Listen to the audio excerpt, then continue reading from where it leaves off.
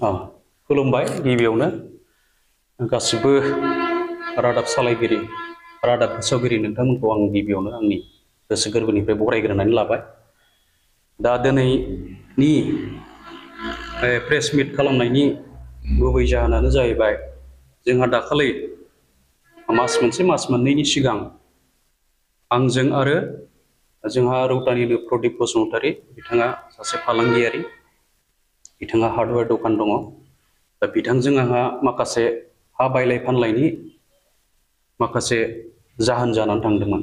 बे हा बायलाय फानलायनि जाहोनाव माखासे पार्सनेल केस जोंहा जादोंमोन। दा बे पार्सनेल केसखौ लानानै बिथाङा आंनि सायाव माखासे एलिगेसन लाबोदोंमोन।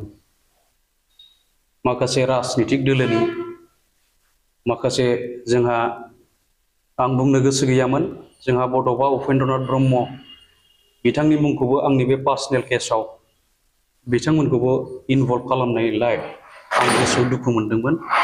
दा बे केसआ थाङै थाङै दिनै फैयै फैनानै बे केसआ जोंहा सल्भ जाहैबाय, सल्युसनाव फैबाय, कनक्लुजनाव फैबाय, फाइनाल माबायाव फैबाय, जों मिला मिसायाव फैबाय, जों गोरोबलायनाय फैबाय। दा गोरोबलायनायाव जोंहा कर्ट एग्रिमेन्ट खालामलायदों। कर्ट एग्रिमेन्ट खालामलायनानै जोंहा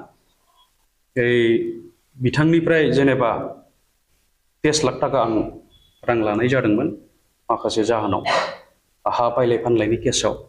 दा बे फैसाखौबो आं 11 दाननि गेजेरावनो आं होफिननायनि एग्रिमेन्ट जों कर्ट एग्रिमेन्ट खालामलायबाय।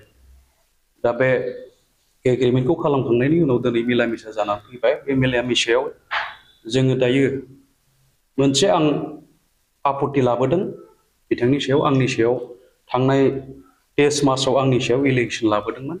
दा बे एलिगेसनखौ ससियेल मिडियायाव हगारदोंमोन। बे ससियेल मिडियाखौ हगारनायलाय आं बिथांखौ खावलायदों आरो बिथाङाबो मानिनानै लाबाय आंनि खावलायनायखौ, आरो दिनै बिथाङाबो उथायनानै लानो थाखाय प्रेस मिट खालामबाय। दा बेखायनो आं बिनि सायाव आं माखासे रिप्लाइ होदोंमोन। बे रिप्लाइखौबो आं दिनै आंनि बे माखासे प्रेस मिट खालामनाय, दा बे प्रेस मिटखौ आंनि रिप्लाइखौबो दैखांनानै लाफिननो थाखाय आं आंनि बे रादाब खौरांगिरि बिथांमोनखौ आं आंनिफ्राय गुरै खावलायहरनाय जाबाय।